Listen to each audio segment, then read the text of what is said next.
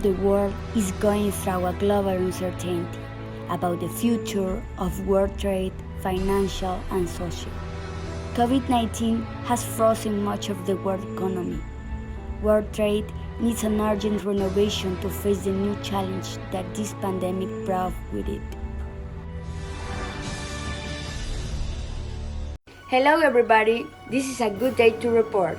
This is the CNN Morning's news broadcast. I'm Katherine Cubias and we begin. And then the economy continues to wear out and fragment into fronts, the United States and China, the world's two largest economic powers, creating political and economic consequences. This economic shock forced the other economies to reshape their structure, supply chain, and commercial architecture. And they also have the World Trade Organization on the line. All this due to the retaliation between the two economies and the measures that they taken. China has made a significant investment in technology and it expects a disruptive impact on trade. Since there are no real regulation and avoid the vulnerabilities that internet has.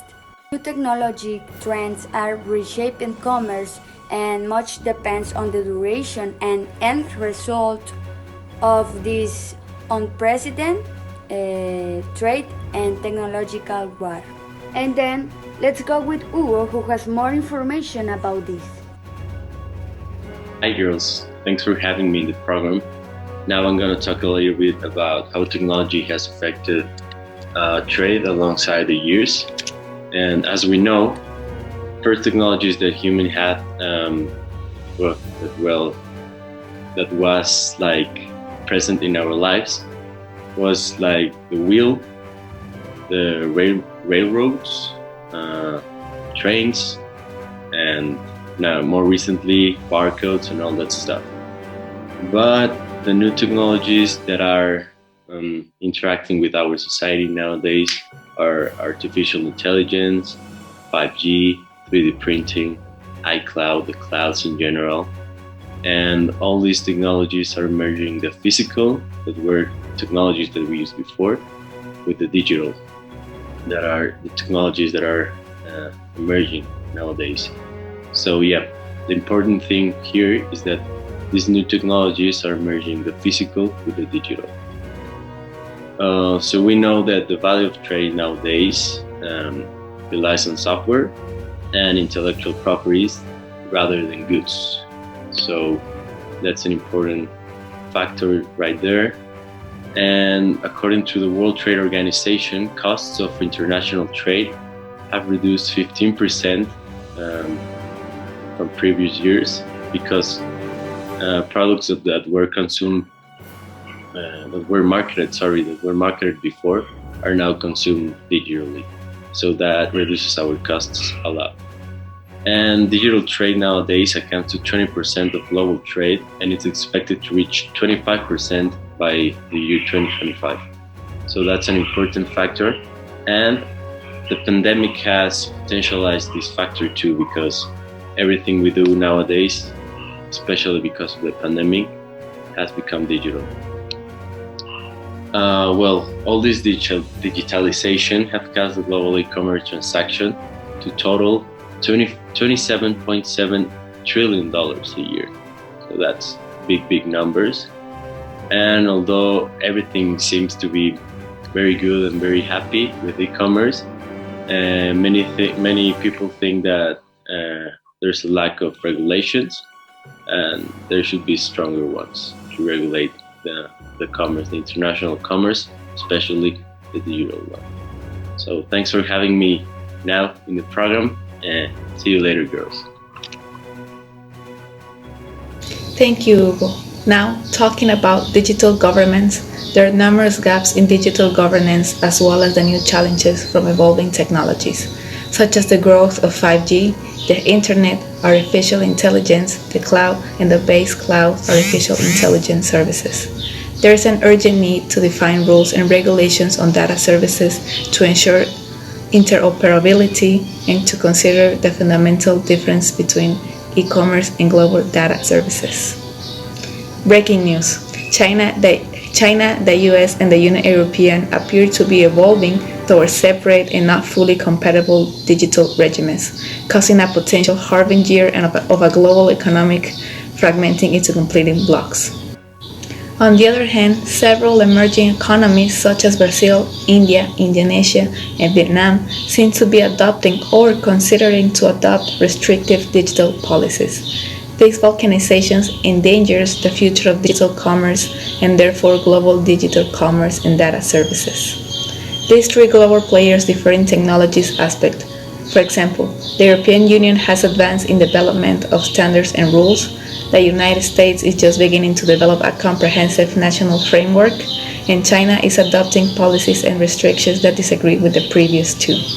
And streaming from New York, Marintia has news related to China and US technologies companies. Okay, so now continuing with the news, but now from New York, it's important to mention that China has increased its web censorship by restricting the presence of US technologies companies, which has put in jeopardy the growth of the e-commerce. And it's not just this, but in 2019, National Trade estimate some of the China's barriers, such as traits such as data localization requirements, also restrictions on data flows, and restrictions on foreign direct investment. And well, like this, it's been a lot more, but well, now it exists a need to stop or at least minimize all of this, because the fear of the consequences, the negative consequences that it could bring in a future. So yeah, and there's also an intention of making the digital regimes of China and United States compatible with e-commerce. And there's also an underlying deficit of global economic diplomacy.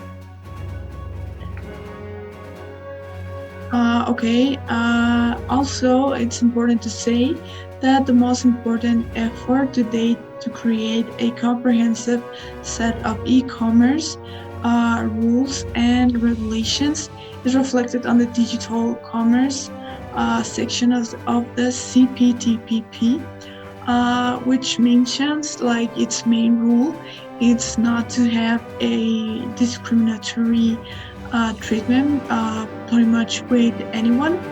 And this is because it says that it will reduce all kind of barriers and prohibitions to digital commerce. Okay, and this clash between the United States and China casts a shadow over the entire digital universe. In addition, huge government and private sector resources have been dedicated to addressing internet vulnerabilities, along with the emergence of a global market for cybersecurity service that is valued right now in 167 billions, and projected to expand until 248 billions, or this could actually even increase a little bit more for 2023. And it's also important to say that despite all the efforts that they have been doing, things like web darkness, hacking, data hijacking, and industrial cyber theft have not decreased in a way that you would expect. But also, it's not as bad as it was before. You can see an improvement, and that this is going better and better every single time, with the hope that this, in some kind of moment, will be safer and the most safe thing for everyone. And that's all for me. I'm going back to the studio with you.